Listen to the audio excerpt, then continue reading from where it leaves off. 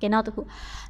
should must have to out to ပေါ့နော်ဆိုတော့ should ရယ် must ရယ် have to ရယ် out to ရယ်ကျတော့အသုံးလုံးလေးတွေကလေတူတယ်ပေါ့နော်ရေပုံရအဖြစ်ဒီကြားသူတို့နှစ်ခုသူတို့တွေရဲ့ကြားထဲမှာတော့ကွဲပြားချက်ကလေးတွေတော့နည်းနည်းတော့ရှိရဲဒါပေမဲ့ဒီဗီဒီယိုမှာကျတော့အဲ့လောက်အသေးစိတ်မပြောတော့ပေါ့နော်ဒါပေမဲ့ခြုံပြီးတော့မှပြောရမယ်ဆိုလို့ရှိရင်သူတို့ကဘာကိုပြရတယ်ဆိုလို့ရှိရင် obligation နဲ့ responsibilities တွေကိုပြောရပေါ့နော် obligation နဲ့ responsibility ဆိုတာဒါသူလောက်ရမယ့်တာဝန်ဝတ္တရားရှိတယ်ပြီးတော့ तू ကဒီအရာကို तू ကလောက်တင်တယ်ဆိုတဲ့ဟာပေါ့နော်လောက်တင်တယ်လောက်ရမယ်စားတင်တယ်စားရမယ်ကြည့်တင်တယ်ကြည့်ရမယ်ဆိုတဲ့ဟာလေးပေါ့နော်တင်ဒီကိုအဲ့လိုမျိုးပေါ့နော်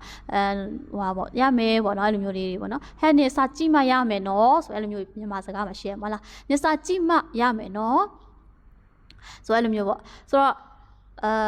ဒါလေးတွေတစ်ချက်ကြည့်ရအောင်နော်ဆိုတော့ you should wash your hands before you touch the food ဆိုတော့စားတော့ကိုမထိခင်မှာတဲ့လက်စေးတင်ပါတယ်ဆိုတော့ဒါပါလဲဆိုလက်စေးတင်တယ်ပေါ့နော်လက်စေးရမယ်ဝတ္တရားရှိတာဝန်ပေါ့နော်ဒါလောက်ရမယ်အရာပေါ့နော်ဒါလောက်ရမယ် obligation ဒါလောက်တဲ့အရာဆိုလို့ပြောတာပေါ့နော်အဲ့တော့ should တကယ်လို့ you wash your hands before you touch the food ဆိုအဲ့လိုမျိုးပဲပြောမယ်ဆိုရှင်ဒါနင်အစာမစားခင်လက်စေးရဲလို့ပဲနင်အစာမစားခင်လက်စေးအဲ့လိုမဟုတ်ဘဲနဲ့ကွာဟဲ့နေဆမ်စားခင်လက်စေးတဲ့နဲ့နော်အဲ့လိုလေးပြောချင်တယ်ဆိုရှင်ဒီမှာတီချာတို့က should ကလေးကိုတီချာသုံးပေးလို့ရပါတယ်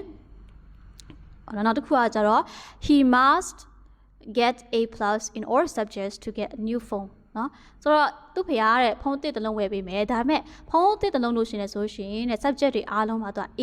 ရမှရမယ်ပေါ့နော်ရမှကိုရမယ်နော်ရမှကိုရမယ်ဆိုတာဒါသူ့ရဲ့ obligation တခုเนาะဒါလုံးမရမယ်ဆိုတဲ့အကြောင်းအရာပေါ့เนาะအဲ့လိုမျိုးပြောချင်တယ်ဆိုရင် must ကို teacher တို့သုံးပါတယ်ပေါ့เนาะနောက်တစ်ခုက student have to follow the classroom's rule classroom rules တွေပေါ့နော်classroom rules တွေဆိုတာဘယ်လိုပြောမလဲစာသင်ခန်းရဲ့စည်းကမ်းတွေစီမင်းစည်းကမ်းတွေကိုတဲ့ have to follow လိုက်နာရပါမယ်လိုက်နာတဲ့နယ်ဆိုတဲ့လိုက်နာရမယ်တာဝန်ဝတ္တရားရှိပါတယ်လို့ပြောတာ have to ဆိုပြီးတော့မှ teacher တို့သုံးတယ်ပေါ့နော်နောက်တစ်ခု Lucy out to take remedial exam as she failed the final exam ပေါ့နော်ဆိုတော့ Lucy ကတဲ့ out to တဲ့ဒီဘာလို့ရလဲဆိုရှင်ဒီကုစားပြန်ဖြေရတယ်ပေါ့နော်ကုစားပြန်ဖြေရတယ်ဘာလို့လဲဆိုရှင်တဲ့ကုစားပြန်ဖြေမှရမယ်ပေါ့နော်